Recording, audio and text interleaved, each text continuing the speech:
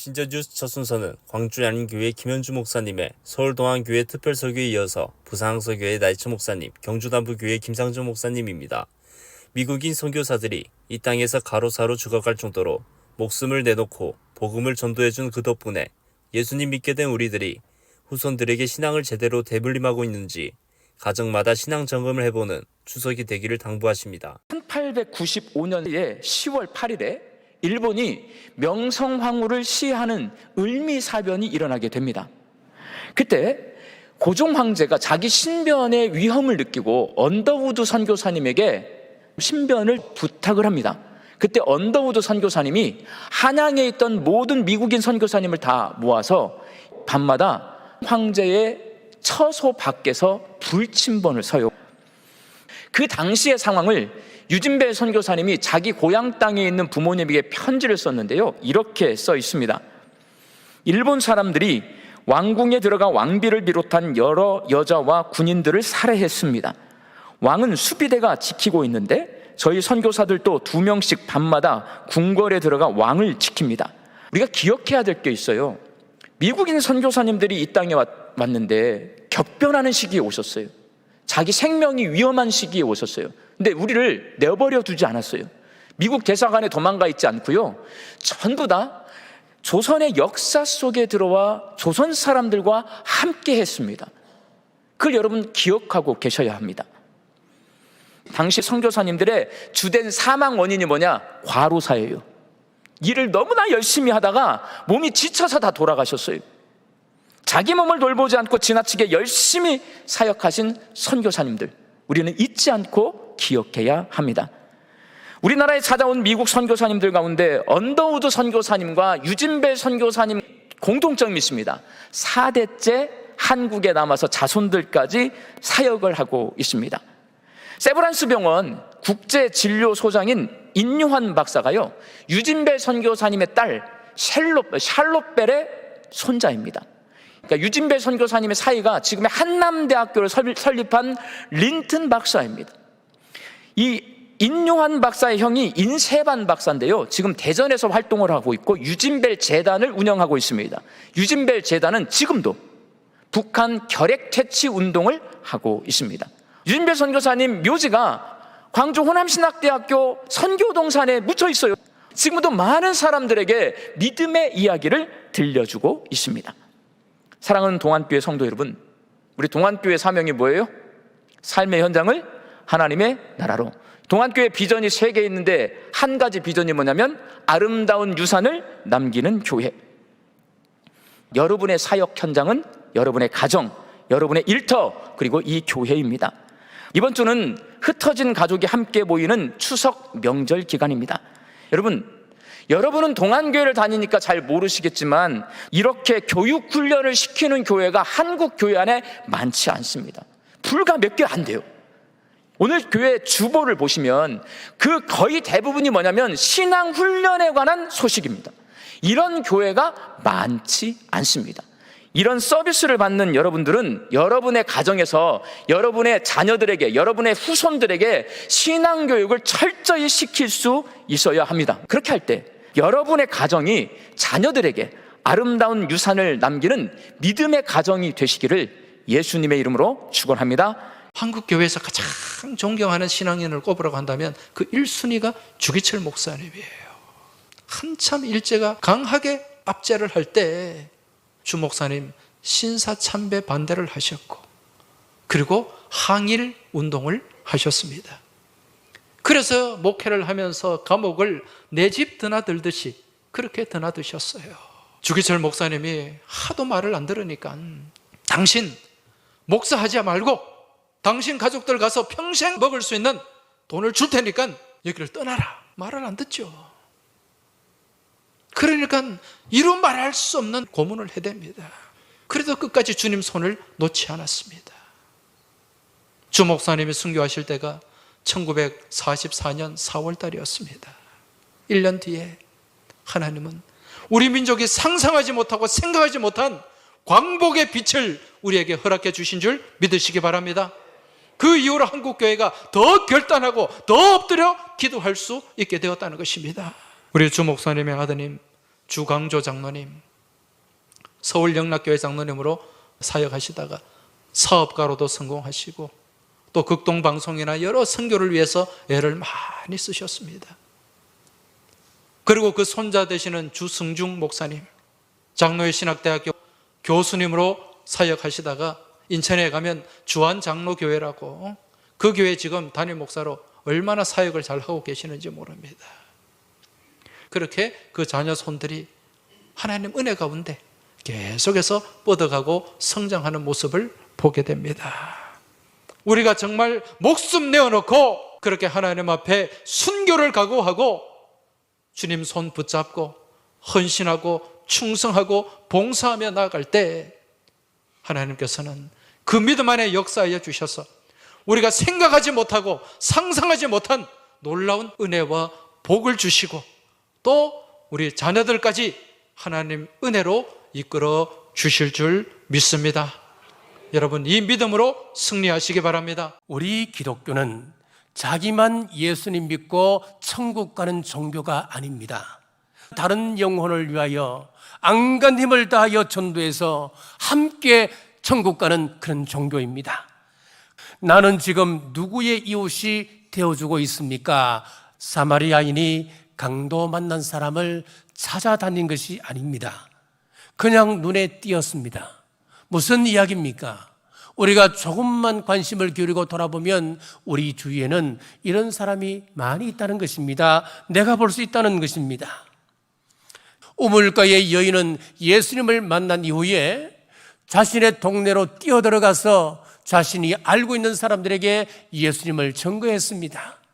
안드레는 자신의 친형 베드로에게 예수님을 전했습니다.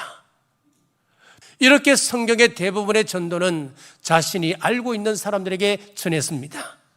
지난주 이사신방을 갔습니다. 집사님께서 간증을 하셨습니다. 오늘 예배 30분 전에 시동생으로부터 전화가 왔다는 겁니다. 내가 오늘 예배가 있으니까 예배 후에 내가 전화할게. 그러고 이제 끊으려고 하는데 그 시동생이 나도 그 교회에 좀 다니고 싶다고 그렇게 얘기한다는 거예요. 여러분, 이분이 왜 스스로 마음을 먹고 교회로 찾아오겠다? 여러분, 왜 그렇게 했을까요? 그 사람이 이렇게 바뀐 것은 집사님이 최선을 다하여 섬겼으며 예수 그리스도의 향기를 풍겼기 때문에 그 마음이 움직인 것 아니겠습니까? 어떤 전도자가 말하기를 전도라고 하는 것은 등잔 밑에서 눈물 흘리고 있는 사람을 찾아서 그 눈의 눈물을 닦아주는 것이다 라고 이야기했습니다. 한 영혼을 찾기 위하여 아프리카나 남미까지 꼭 갈 필요 없습니다. 늘 만나서 교제할 수 있는 사람, 나에 대하여 호감을 가지고 있는 사람, 전도한 후에도 내가 양육할 수 있고 제자가 될 때까지 멘토가 되어줄 수 있는 사람, 그 사람이 전도 대상자입니다. 소설 빙점을 썼던 미우라 아야코, 이분은 오랫동안 병상 생활을 할 때가 있었습니다. 내가 이런 상황 속에서 할 수 있는 일이 무엇일까? 내가 이 상황 속에서도 사람들에게 웃음을 전하자, 그렇게 결단을 했습니다. 자, 그 다음 날부터 의사가 들어오면 환하게 웃어줍니다. 옆에 있는 다른 환자들에게도 미소를 띄워줍니다. 다른 환자가 이야기합니다. 당신은 고통받고 있는데 그렇게 즐거웠냐고, 웃음이 나오냐고. 그랬더니 미우라 아야코가 나는 예수님으로 인하여 행복합니다. 나는 예수님을 생각하면 너무너무 행복합니다. 회고하기를 자신이 병상에서 전도한 수가 태어나고 난 이후에 한 그 전도보다 훨씬 많았다, 그렇게 이야기합니다. 그렇습니다. 따스한 미소만으로도 그 사람의 이웃이 될 수 있습니다. 메신저 뉴스 두 번째는 울산 호계교회 김부무 목사님, 부산 애안교회 조성일 목사님, 부산 진교회 신추 목사님을 연결합니다. 사업이 불경기가 되면 기도가 불같이 일어나야 마땅한데도 기도마저 불경기가 되는 세태에 경종을 울리십니다. 사업을 하는 한 집사님께서 너무나 어려운 불경기에 답답해서 목사님을 찾아왔습니다. 목사님, 요즘 정말 힘듭니다. 죽을 지경입니다 라고 말했습니다. 뭐가 죽게 되었습니까? 목사님 여쭤봤습니다. 불경기 때문에 자금줄이 막히고 이제 재정적으로 너무 힘들고 심지어는 직원들 월급도 지금 주지 못하고 있습니다. 부도가 날지도 모릅니다. 그러자 목사님, 지금 집사님께서 막혀 있는 것은 자금줄이 아니라 다른 것입니다. 아니 목사님, 제가 막혀 있는 것도 아십니까? 물었습니다. 집사님, 다른 것보다도 집사님의 기도줄이 막혔어요. 기도를 해야 하늘의 문도 열리고 땅의 문도 열리는데 회사가 망할 정도로 불황에 빠져 있으면서 왜 걱정만 하고 기도하지 않습니까? 요즘 새벽 기도 하지 않잖아요. 왜 나오는 심야 기도 나오지 않습니까? 집사님, 걱정만 한다고 문제가 해결됩니까? 여러분, 믿음의 사람들에게는 사업의 불경기보다도 더 시급한 문제가 기도의 불경기입니다. 하나님께서 기도하라고 우리에게 불경기도 주시고, 기도하라고 질병도 주시고, 기도하라고 가정의 문제를 주셨는데 무슨 백장으로 기도하지 않은 겁니까? 여러분, 지금 우리의 문제는 경기가 나쁘고 몸이 아픈 것이 문제가 아니라 기도를 하지 않은 거예요. 물론 여러분의 삶의 현장에 참 힘든 것은 사실입니다. 그러나 그렇다고 해서 기도의 불을 깨트려야 되겠습니까? 기도의 불이 환하게 켜져야 앞길을 볼 수 있고 하나님의 도움을 받을 수 있고 지혜와 총명으로 나갈 수 있지 않겠습니까? 여러분, 어려움을 만났다면 하나님께 믿음으로 구하시기 바랍니다. 하나님이 우리에게 시험을 허락하실 때는 그 어려움 가운데 하나님의 선하신 뜻이 반드시 있습니다. 그리고 열매를 맺기 위해서는 받은 줄로 믿고 기도하는 것이에요. 유명한 말씀인데요. 너희가 기도할 때에 무엇이든지 믿고 구하는 것은 다 받으리라 하시니라 그랬습니다. 이게 무슨 말입니까? 믿고 기도하는 순간 이미 응답받은 것을 믿어야 그대로 된다는 것입니다. 많은 사람들이 하나님께 기도하지만 응답을 받지 못할 때가 참 많이 있습니다. 그러다 보니까 기도의 힘을 잃어버리고 방황하는 경우가 있죠. 여러분, 응답받지 못한 기도를 보면은 기도하는 시간이 짧거나 기도의 방법에 문제가 있어서가 아니라 기도하면서 응답이 될 거라는 믿음의 확신이 없다는 것, 이것이 가장 문제인 거예요. 답답하게 걱정만 하고 주저앉아 있지 마시고 주님께서 말씀하셨잖아요. 걱정한다고 너희 기 한 잔 더 할 수 있겠느냐. 걱정만 하지 말고 지금 당장 기도의 무릎을 꿇으십시오. 주님은 마가복음 9장 29절에 기도 외에 다른 곳으로는 이런 종류가 나갈 수 없다라고 그랬습니다. 기도는 능치 못함이 없습니다. 기도하면 지혜가 떠오르고 귀신이 떠나가고 암덩어리가 녹아지고 질병이 치유되고 기도하면 길이 열리게 될 줄로 믿으시기 바랍니다. 8살 아이가 희귀한 암에 걸렸습니다. 그래서 그 다음 해까지 6번의 화학 치료를 받았고요. 30번의 방사선 치료를 받았고요. 그리고 2번의 큰 수술을 받았습니다. 또 그 암 때문에 한쪽 다리를 잘라내야 하는 수술을 받게 됐습니다. 수술 받을 때 이 아이가 이렇게 글을 썼어요. 의사 선생님은 과학에 나를 맡기고 나는 하나님께 내 삶을 맡겨요. 9살에 쓴 아이 글이에요. 한쪽 다리를 잘라냈어요. 그 다음에 이렇게 글을 썼어요. 2 다리를 다 못 쓰는 사람도 있어. 그래도 나는 한쪽 다리가 있잖아. 난 아름다운 세상을 다 다닐 거야. 이 아이는 없는 것에 시선을 고정하지 않고 있는 것, 하나님이 주신 것에 시선을 두고 있는 거죠. 다른 아이들은 다 건강한데 왜 나만 병에 걸려야 돼? 라고 하지 않았어요. 다른 아이들은 다 2 다리를 가지고서 걸어 다니는데 왜 나는 한쪽 다리밖에 없어? 라고 하지 않았어요. 그래도 아직 한쪽 다리가 있잖아 라고 있는 것에 감사한 것이죠. 사실 우리에게 처음부터 내 것이 있었습니까? 손가락 하나 내가 내 노력으로 얻어낸 것입니까? 그렇지 않잖아요. 하나님이 다 주신 거 아닙니까? 그런데도 불구하고 우리가 우리에게 없는 것 거기에 초점을 맞춰서 원망하게 될 때 그것으로 말미암아서 우리는 걸려 넘어지게 되는 겁니다. 내 마음 중심에 있는 원망을 저 바깥으로 그리고 감사를 마음 중심에 배치시켜야 합니다. 그들에게 일어난 이런 일은 본보기가 되고 또한 말세를 만난 우리를 깨우치기 위하여 기록되었느니라. 깨우친다라고 번역된 이 단어의 의미는 마음의 배치를 바꾼다는 의미입니다.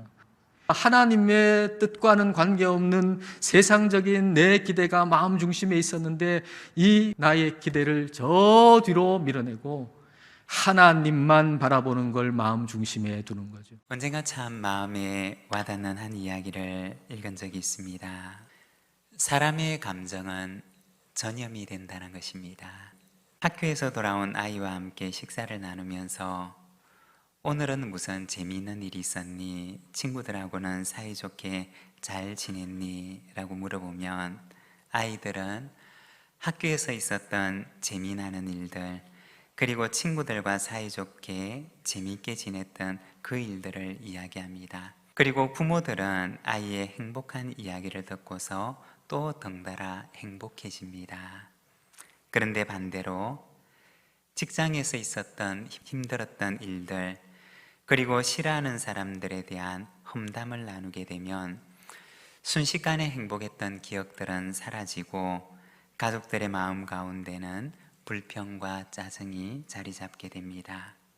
행복해하는 사람과 함께하면 나도 덩달아 행복해지고, 불평하는 사람과 함께 있으면 나도 모르게 내 마음속에 짜증과 불만의 감정이 자리 잡게 됩니다. 한 사람의 감정은 그 사람에게만 머물러 있지 않고 한 사람의 감정이 두 사람에게, 또 두 사람의 감정이 네 사람에게, 여덟 사람에게, 여러 사람들에게 순식간에 전염되어집니다.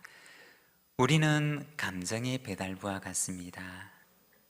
그러면 어떤 감정을 전달하는 자가 되기를 원하십니까? 다른 사람들마저 불행하게 만드는 불평과 불만의 감정이 아니라 다른 사람들에게 기쁨과 행복을 전해주는 기쁨과 감사와 행복의 배달부가 되시기를 바랍니다. 그리하여 나로 인해서 누군가가 행복하도록 하는 삶을 살아가는 저와 여러분의 삶이 되시기를 바랍니다.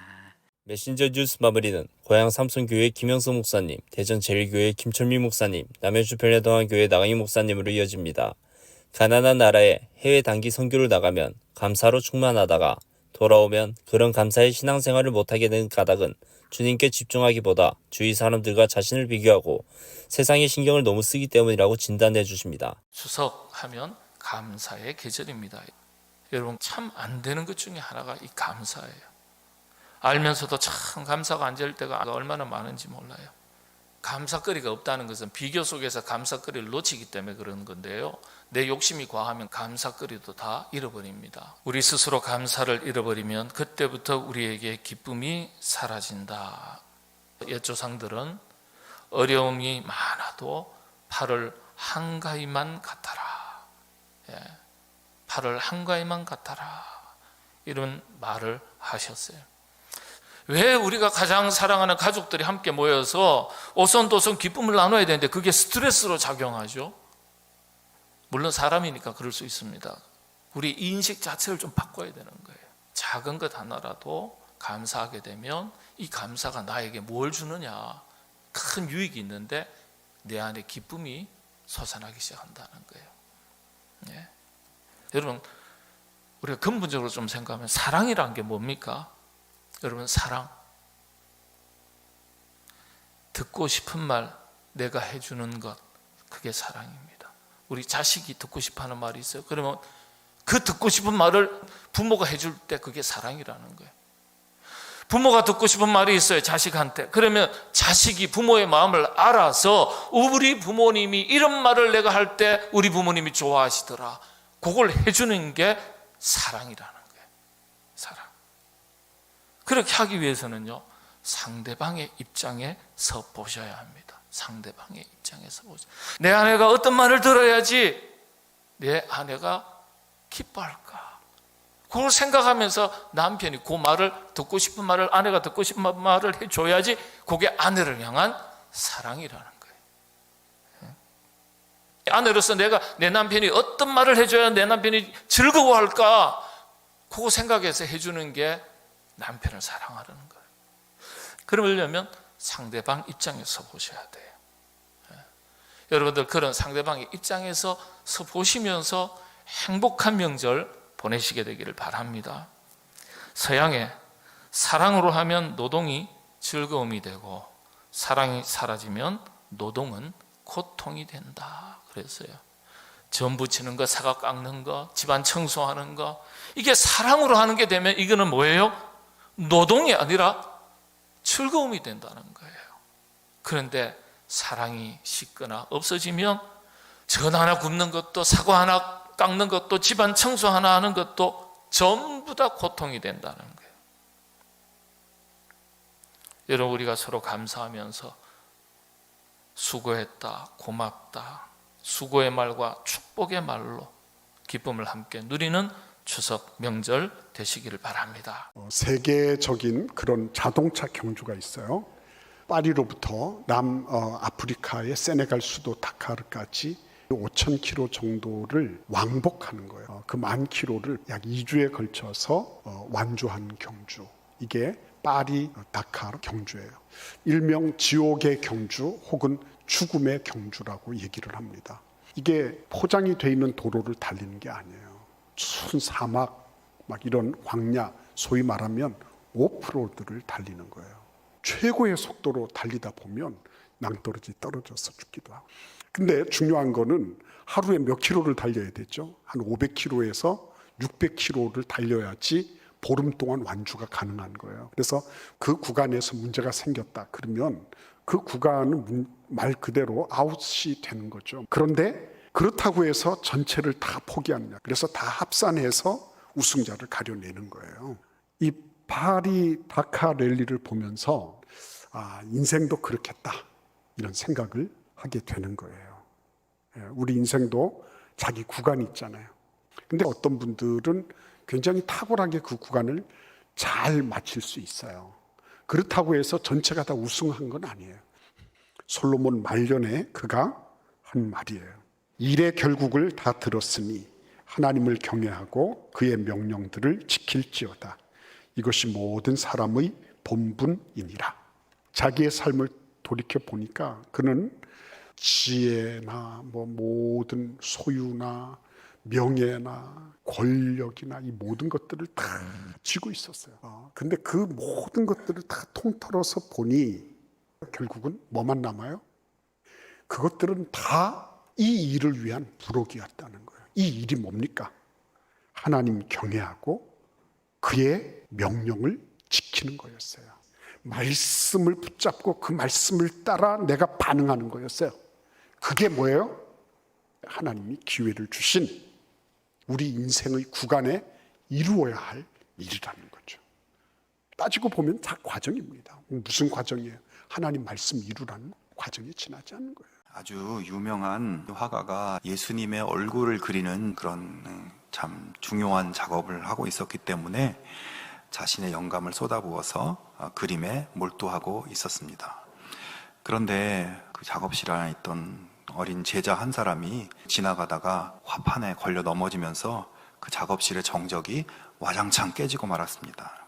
화가는 붓을 집어던지고 어쩔 줄 몰라 하는 소년 제자를 화를 내면서 심하게 꾸짖었습니다. 소년은 울면서 작업실 밖으로 쫓겨나듯 나갔습니다. 잠시 후 화가는 다시 붓을 들고 작업을 시작했습니다. 하지만 화가는 예수님의 얼굴을 더 이상 그릴 수가 없는 것입니다. 왜냐하면 한번 폭발한 분노가 계속해서 그의 마음과 영혼을 격동시켜서 그에게 흘러들어오는 하나님의 영감과 창조성이 막혀버렸기 때문입니다. 화가는 결국 작업실을 나가서 울고 있는 제자를 불러다가 내가 너무 지나쳤구나, 나를 용서해라 이렇게 하면서 용서를 빌었습니다. 그 후 화가는 소년 제자의 손을 붙잡고 작업실로 데리고 들어왔고 다시 예수님의 얼굴을 그리기 시작했습니다. 그리고 마침내 최고의 작품을 완성했어요. 저는 이 짧은 이야기를 보면서 우리 그리스도인들도 생활 속에서 예수님을 그려가는 저 화가와 같다는 그런 생각을 해보았습니다. 그렇게 예수님을 그려가는 삶을 가장 방해하는 것 중 하나는 우리가 다른 사람들과의 관계 속에서 서로 이해하지 못하고 용납하지 못하고 때로 서로 상처를 주면서 느끼는 어떤 속상함과 분노, 이런 것들이 예수님의 삶을 그려가는 우리들의 그림을 방해하는 것이다 생각이 들었습니다.